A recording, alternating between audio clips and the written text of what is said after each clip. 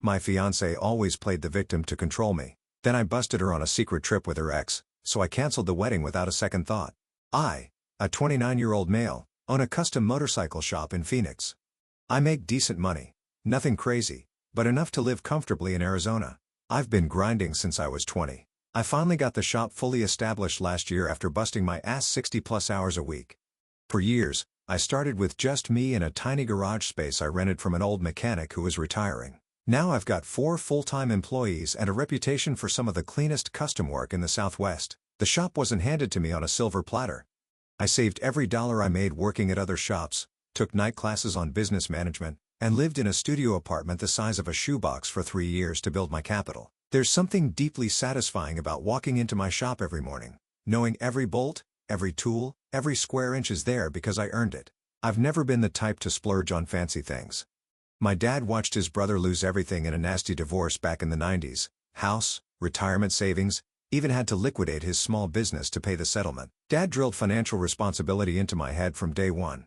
Luke, build your own safety net because nobody else will. That advice turned out to be a lifesaver. I remember when I bought my first proper tool set. Dad came over to my apartment, saw me organizing these brand new snap-on wrenches, and just nodded. Good investment. Tools make money. Toys don't. Then he helped me build a custom storage solution for them using scrap wood from his garage. That's my dad. Practical advice followed by practical help. I bought my apartment 3 years ago when the market dipped slightly. The rest of my money goes straight to investment accounts in the shop. The only exceptions to my frugal lifestyle are my Ducati Monster, midnight black with a custom exhaust that sounds like pure mechanical poetry, and my dog, Max, a 3-year-old German Shepherd who's been with me since he was a puppy. I take him to the shop sometimes, customers love him, and he just chills by my office, occasionally greeting people with a tennis ball in his mouth. Max has been the most consistent relationship in my life. No drama, no complaints about working late, just pure loyalty. He's the kind of companion who's equally happy going for a mountain run or just lying at your feet while you work on engine blueprints. My fiancée, Stacy, a 27-year-old female, and I had been together for 2 years, engaged for the last 6 months. The wedding was planned for this fall. We already put down deposits on the venue, catering, the works. She moved into my apartment after the first year. Things seemed good on the surface. She had her career, I had mine with the shop. We had the whole future mapped out. Meeting Stacy was one of those things that seemed like fate at the time. A friend of a friend introduced us at a housewarming party. She was gorgeous, blonde hair, always perfectly styled. The kind of woman who turns heads when she walks into a room. Smart too, she always had the right thing to say to clients and knew how to work a room. Our first few dates were perfect. She seemed interested in my business, asked all the right questions, and laughed at my jokes. Thinking back now, there were some red flags I ignored. She'd make comments about my friends being too basic because they like sports and gaming. She called my best friend Tristan's apartment a man cave nightmare just because he had gaming consoles and a big TV. Tristan never liked her much, said she had princess vibes and was always watching how she acted differently around certain people. Notice how she talks to that waiter versus how she talks to your landlord? He'd point out 2 different people. I brushed it off as her being socially adaptable. That's what we do as guys sometimes, we see what we want to see. When a woman who looks like she could be on a magazine cover shows interest, we ignore the warning signs, basic male programming error. But I ignored all that because I thought we were solid. The sex was great, she looked amazing on my arm at industry events, and I thought I'd found someone who respected my grind.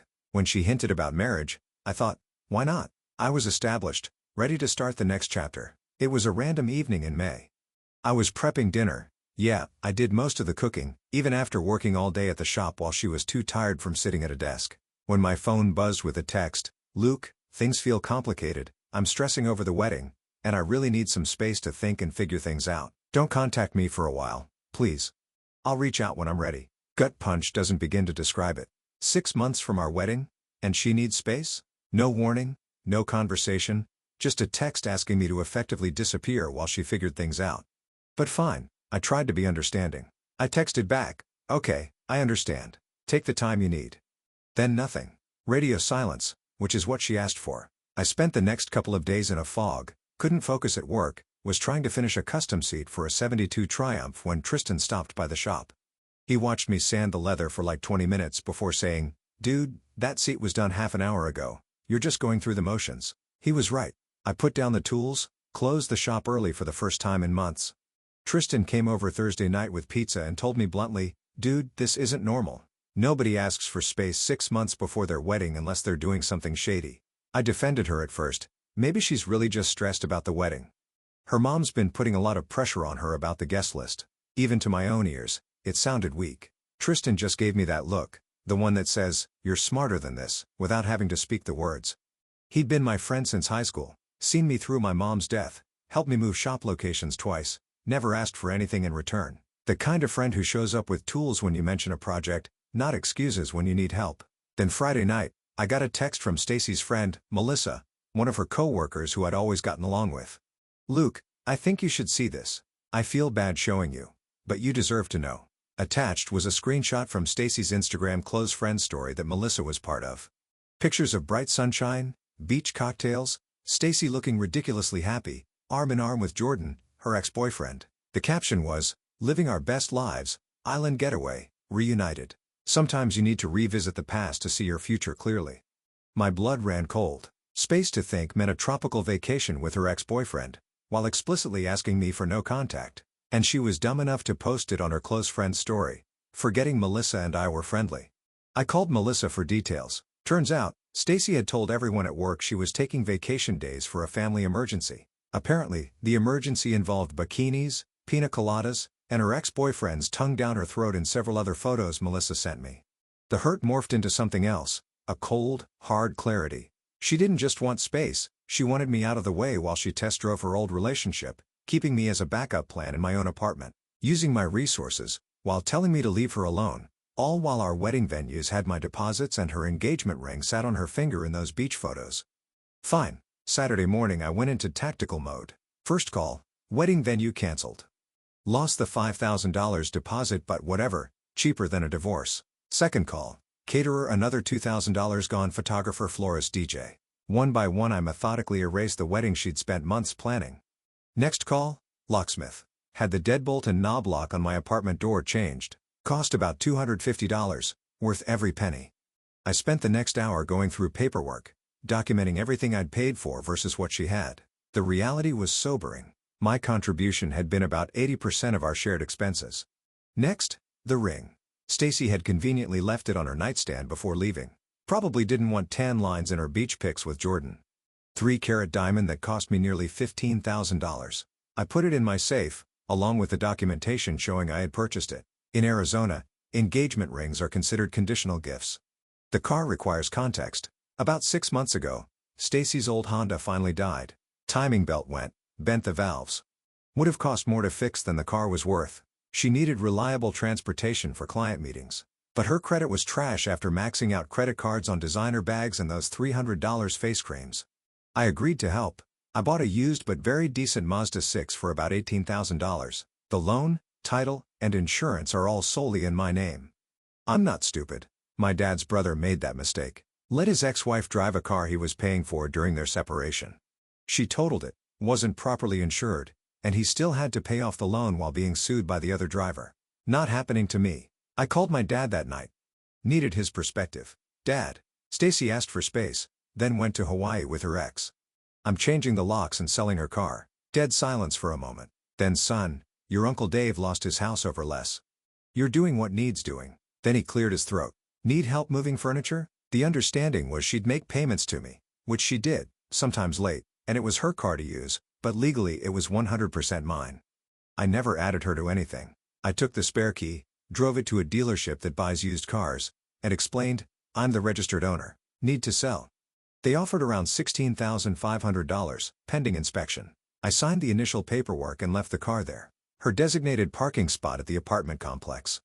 Empty. The manager at the dealership raised an eyebrow when I explained I was selling my fiancée's car. I just shrugged and said, "She wanted space. I'm giving her about 16,500 feet of it." Called Tristan to pick me up. He was impressed. "Damn, you're ice cold right now, but she deserves it." We spent the weekend boxing up her stuff from the apartment. Not throwing it out, just getting it ready. Every designer shoe. I counted 37 pairs. Every overpriced handbag. Every piece of jewelry I'd given her for birthdays and anniversaries. All carefully packed away. Found some interesting things during the process. Credit card statements showing thousands in debt she'd never mentioned. A hidden stash of emergency cash. About $800. Taped to the back of her dresser. A journal where she'd written pros and cons lists about me versus Jordan. Dated 3 months ago. My name had financial stability in the pros column. Jordan had exciting, passionate, and history together on his side. Guess which way she was leaning, based on her current location. Also had a meeting with my lawyer, shared the screenshots, explained the situation, asked about protecting myself. Arizona's not a common law marriage state, so at least there was that. We'd never merged finances. My apartment was solely in my name, and the car was legally mine. He advised documenting everything.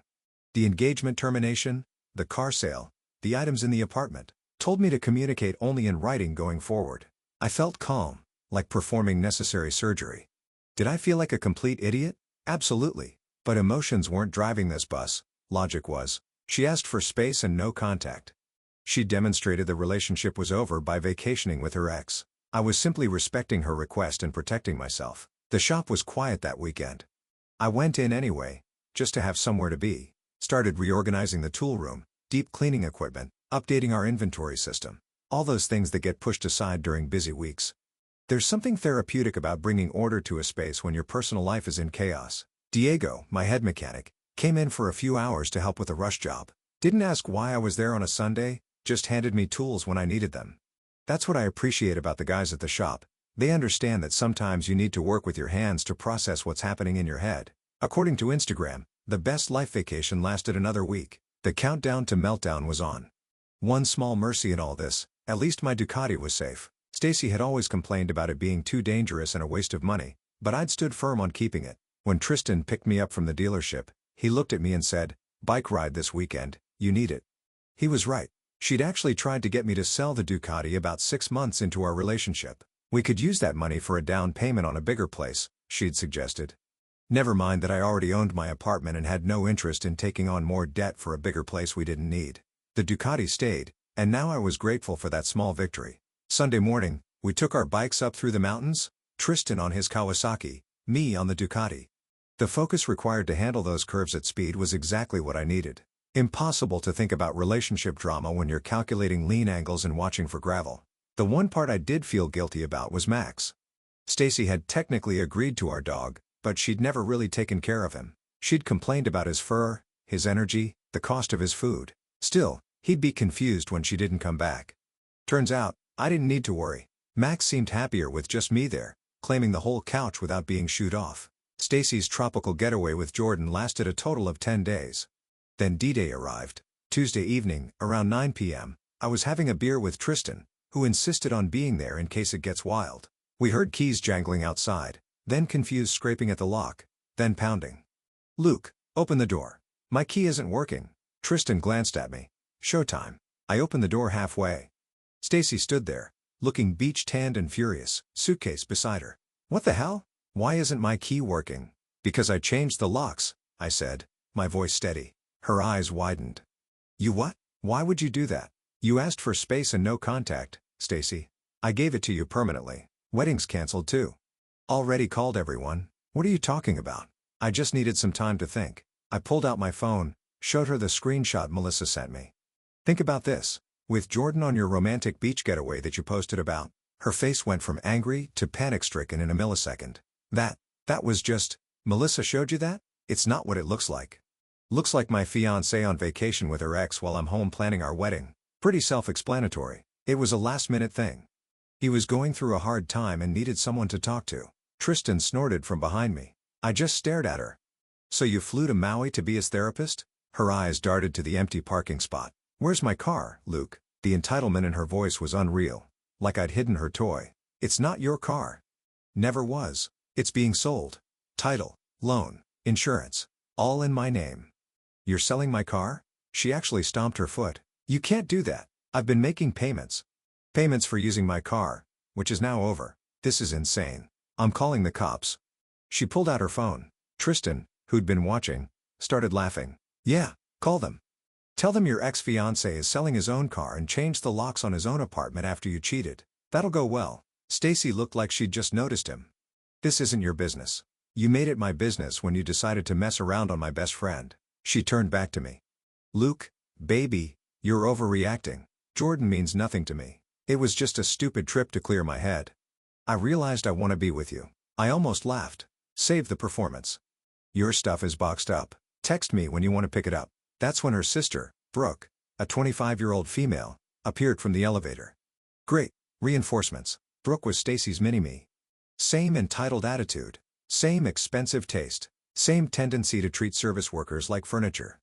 The only difference was Brooke hadn't found her own sucker to bankroll her lifestyle yet. What's going on? She demanded. Stacy. Full waterworks now. He changed the locks. He sold my car. He canceled our wedding. Brooke glared at me like I'd committed war crimes. After everything my sister has done for you, you just throw her out? Tristan snorted. What exactly has she done for him besides taking a beach vacation with her ex? I held up a hand, cutting off the brewing argument. Check her Instagram. We're done. From inside the apartment, Max started barking at all the commotion. Stacy's eyes widened. Are you keeping Max too? The audacity was breathtaking. The dog whose name you couldn't remember half the time? That dog? She needed space to think, not for you to ruin her life. Brooke was practically screaming. She made choices. Now she gets to live with the consequences. Your stuff will be in the lobby tomorrow at noon. 1-hour window. If it's not picked up, it goes to Goodwill. I shut the door and locked it. Through the door, I could hear Stacy's meltdown intensifying. Tristan just shook his head. Dude, bullet dodged. Want another drink? Max, who'd been anxiously watching the door, came over and put his head on my knee. I scratched behind his ears. It's just us now, buddy. Tristan raised his bottle. To the most expensive lesson you'll ever learn. I clinked my bottle against his. Worth every penny. Later that night, after Tristan left, I sat on my balcony, looking at the city lights. For the first time in months, I felt like I could breathe freely. No more explaining why I needed to work late at the shop. No more defending time with my friends. I sent a quick text to my dad. It's done. Locks changed. Car sold. Wedding canceled. His response came a minute later. Proud of you, son. Come by for steaks this weekend. Bring Max. Your mom would have kicked her ass, by the way. That made me smile. Mom had been gone for 6 years, but Dad was right. She'd have seen through Stacy in a heartbeat. The next day was like watching someone realize gravity exists after stepping off a cliff. Stacy's text started at 6 a.m. You can't do this to me. Where am I supposed to live? I need my car for work. We need to talk about this like adults. I made a mistake, but you're being cruel. I didn't respond to any of them. Tristan and I loaded up her boxes and brought them to the lobby at noon sharp. I'd even organized everything by category, the kind of courtesy she didn't deserve, but I provided anyway because I'm not an animal. Stacy showed up with Brooke and their mom, Cheryl, in tow. Cheryl, the source of Stacy's entitlement, immediately launched into me. Luke, this is completely unacceptable behavior. Stacy made one mistake. She was confused. She's under so much pressure with the wedding. Not anymore, she's not, I said. I gestured to the boxes. Everything's here. You have 1 hour. My daughter lived there for a year without being on the lease, without paying rent, driving a car she didn't own. Seems like the free ride is over. Cheryl's face turned purple. Stacy was alternating between crying and glaring daggers at me. Brooke was on her phone, probably updating the rest of the family drama group chat. I left them to it, told the doorman they had until 1 p.m., then went for lunch with Tristan. When we came back they were gone, along with her stuff. Mission accomplished. But it didn't end there. The texts and calls multiplied. Stacy, Brooke, Cheryl, even their dad got in on it. When blocking their numbers didn't work, they started using friends' phones. The narrative they were spinning was something else. According to them, I had brutally discarded Stacy over one misunderstanding, stolen her car, and kept her apartment. No mention of the beach vacation with the ex, of course. Stacy's social media went into overdrive. Vague posts about trusting the wrong person and healing from betrayal. A particularly dramatic one showed her staring wistfully out a window with the caption, "Sometimes the people you take a bullet for are the ones behind the trigger." The irony was thick enough to cut with a knife. Then our mutual friend started hitting me up. Dude, that's cold. Selling her car like that. Man, couldn't you have given her more time to find a place? Melissa, bless her, was shutting that down wherever she could. He has screenshots, people. She was on a romantic trip with her ex while engaged. Stacy must have figured out Melissa sent me the screenshots. Because soon, Melissa was texting me. She got me fired. Told our boss I was creating a hostile work environment by meddling in her personal life. That pissed me off more than anything else. Melissa had done the right thing, and Stacy destroyed her job out of spite. I immediately called Melissa, offered to help her with references, connections, whatever she needed. It was the least I could do. Melissa thanked me. I knew she was self-centered, but I didn't think she'd go this far. I promised to put her in touch with some industry contacts who might be hiring. She had skills. Stacy's vindictiveness shouldn't derail her career. That night, Tristan came over for our weekly gaming session. We fired up Call of Duty while Max lounged at our feet. My phone kept buzzing with texts from Stacy using yet another friend's number. Tristan grabbed my phone between rounds and started reading them in a high-pitched, mocking voice. "You're making a huge mistake, Luke." I was confused, but I chose you. "Please respond." Tristan scrolled to the next one, adding dramatic flair. "My mother is very disappointed in you and says you're behaving childishly." I clutched my chest in fake horror. "Guess I'll just cry myself to sleep on my Ducati." Tristan read another. "I hope you know you're breaking my heart. I cried all night thinking about our wedding." Tristan nearly choked on his drink. "Oh my God, she's seriously complaining about her vacation time after cheating on you." My phone buzzed again. Tristan looked at it and burst out laughing. "Dude, she just texted. I miss Max. He misses me too. Dogs need a mother." I glanced at Max, who was contentedly chewing his favorite toy completely unbothered. "Yeah, he's clearly devastated. Look at him, practically wasting away from grief." Tristan was still scrolling through my messages. "Wait, here's one from her dad. Luke, I've always respected you as a businessman, but your behavior towards my daughter is unacceptable. We expect you to make this right." Tristan looked up at me. "What exactly does make this right mean? Give her back the car you paid for? Let her live in your apartment rent-free?" I shrugged. "Probably all of the above, plus a groveling apology for having the audacity to be upset about her cheating." The whole situation was so absurd it had crossed into comedy. Stacy and her family lived in a world where actions didn't have consequences, at least not for them. In their version of reality, I was the villain for responding logically to her betrayal. At work, I focused on a new project, a vintage Honda CB750 that a client had dropped off for a complete restoration. There's something therapeutic about tearing down an engine to its individual components, cleaning each part, and building it back up better than before. The shop became my sanctuary, a place where problems had logical solutions and every task had a clear beginning and end. My employees noticed the change in me. Diego, my head mechanic, finally asked what was up after I spent 3 straight hours reconfiguring a wiring harness without taking a break. I gave him the highlight reel. His response was perfect. A slow nod. Then, "Women. Man." My cousin went through the same thing. "You want me to order those brake calipers for the Triumph while you finish that wiring?" That's what I needed. Practical solutions, not drama. The shop stayed open late that week as I threw myself into work. Nothing cures heartbreak like productivity and a bank account that's growing instead of bleeding money on someone else's desires. Dad stopped by the shop on Thursday with lunch, a tradition he'd started when I first opened the place. He'd bring sandwiches from this little deli near his house and we'd eat my office, talking about everything and nothing. "How you holding up?" he asked between bites. "Better than expected," I admitted. "Work helps." He nodded. "Your Uncle Dave gained 15 pounds after his divorce, sat around eating microwave burritos and watching game shows." He looked at me. "You're doing it right. Stay busy, keep moving forward." Simple advice, but exactly what I needed to hear. 2 weeks after the return, the real harassment campaign started. First came the from work to find a patrol car outside my building. 2 officers wanted to talk about a domestic dispute and allegations I was withholding personal property. I showed them the documentation my lawyer had prepared. Proof of car ownership, apartment lease in my name only, canceled wedding receipts. I showed them the screenshot of Stacy with Jordan, explained I had given her all her possessions. They left satisfied this was a relationship issue, not a legal one. One officer actually gave me a knowing look as they were leaving. "Document everything from here on out," he advised quietly. "These situations tend to escalate." Words of wisdom from someone who'd seen this play out before. The next day, a call from my landlord about a noise complaint. Apparently, an anonymous neighbor reported loud arguments and possible domestic disturbances.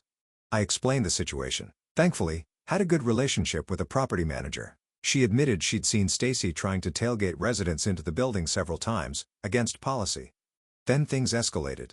Stacy and Brooke started showing up at my workplace, just happening to be in the lobby when I was leaving. Once, Stacy tried to force her way into the elevator with me, screaming about how I'd ruined her life.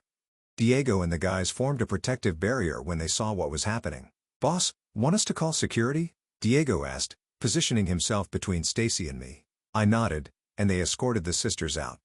My team had my back. No questions asked. This was getting out of control.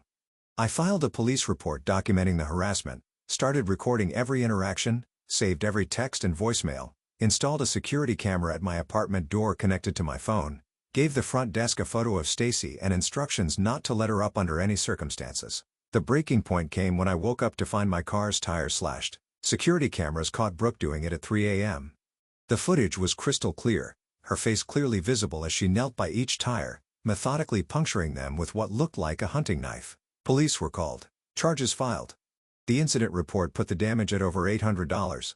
All 4 tires were high-performance ones I'd upgraded to last year. Thankfully, my insurance covered it after the deductible, but the hassle of getting the car towed and fixed was a major inconvenience.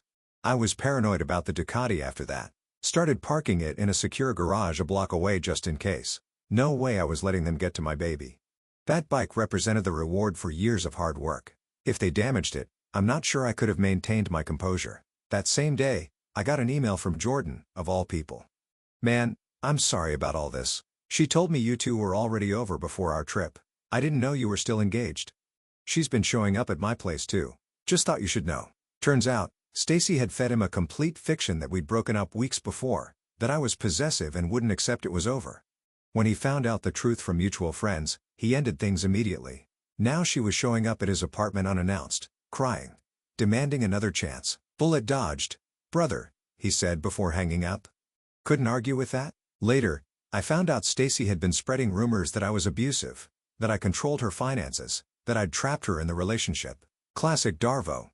She was casting herself as the victim of a controlling monster rather than a woman who got caught cheating and lost her meal ticket. The problem with her narrative, too many people had seen the reality. My neighbors had seen me walking Max alone every night while she was inside watching Netflix.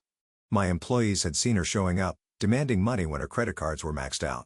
Our friends had seen how she treated service staff when she thought no one important was watching. Through it all, Tristan and Melissa were solid. Tristan even let Stacy know through a mutual friend that I was documenting everything for a restraining order. Melissa, despite losing her job, sent me additional screenshots of Stacy bragging about the beach trip to friends before she left. "Luke thinks I'm just taking time to think lol." Meanwhile, Jordan and I will be living it up in paradise. The screenshots had timestamps, dates, the whole 9 yards. Undeniable evidence of premeditated deception. I added it all to the file my lawyer was keeping. I called my dad after the tire slashing incident. "They're escalating," I told him. "Slashed my tires, showing up at work, spreading rumors." "Makes sense," he said, surprisingly calm. "How does any of this make sense?" "Son, you took away her free ride. People don't give up resources without a fight. Your uncle's ex-wife did the same. Keyed his truck, told the neighbors he was cheating. It's what happens when the gravy train stops rolling." He paused, then added, "Got your security camera set up like I showed you?" "Yes, sir. Caught her sister on video with a knife." "Good man." I filed for the restraining order. Had a mountain of evidence. The workplace incidents, the slashed tires, the constant harassment, the false police reports, dozens of messages from different numbers after being blocked. The hearing was scheduled. I was ready. The restraining order hearing was like watching a live-action version of the surprised Pikachu meme. Stacy showed up with Cheryl, both dressed like they were going to church, probably expecting sympathy from the judge. I showed up with my lawyer and a binder full of evidence. Stacy's strategy became clear quickly. Play the devastated, confused young woman who made one mistake and was now being punished excessively by a controlling ex. It might have worked if we didn't have the receipts. My lawyer methodically laid out the pattern of harassment. The judge flipped through the evidence with an increasingly stern expression. The judge granted the restraining order immediately. 3 years, no contact within 500 feet of me, my home or my workplace. That should have been the end. But Stacy's family had one more card to play. The desperation card. About a month after the hearing, Cheryl called. The family was in financial distress. Stacy couldn't hold a job without transportation. Brooke had legal bills from the vandalism charge. They needed help. Could I please reconsider selling Stacy her car back to her? Maybe loan them some money to get back on their feet? I laughed so hard. The absolute audacity. These people had tried to destroy my reputation, career, and property, and now wanted financial assistance. "Cheryl," I said calmly, "Stacy and Brooke are both in violation of the restraining order by having you contact me. I'm forwarding this call to my lawyer and the police. Don't call again." Later, I found out through the grapevine what happened next. Stacy had been fired from her job. Turns out, repeatedly missing work because you don't have a car doesn't fly professionally. The beach trip had maxed out her credit cards. She'd been crashing with her parents, but had succeeded in driving a wedge into their marriage with her constant demands. Jordan, long gone. He blocked Stacy after she showed up drunk at his apartment one too many times. Brooke had community service for the tire slashing, plus had to pay restitution. As for me, I sold the engagement ring and took a 2-week vacation to Europe, solo. Posted exactly 0 photos online. When I got back, I painted the whole apartment, bought new furniture, and reclaimed my space. The place looked better than ever. Now it's a clean, functional space where a man and his dog can live in peace. Tristan and I meet weekly, and he's actually hitting it off with Melissa now, which is an unexpected silver lining. They've been dating for about a month. Sometimes the 4 of us, counting Max, hang out at my place for game nights. It's nice seeing 2 people who actually treat each other with respect. The shop was thriving too. After that first week of fog, I'd thrown myself into a big custom project, transforming a beat-up Harley Sportster into something special. Stripped it down to the frame, rebuilt the engine with performance parts, and put it to the test.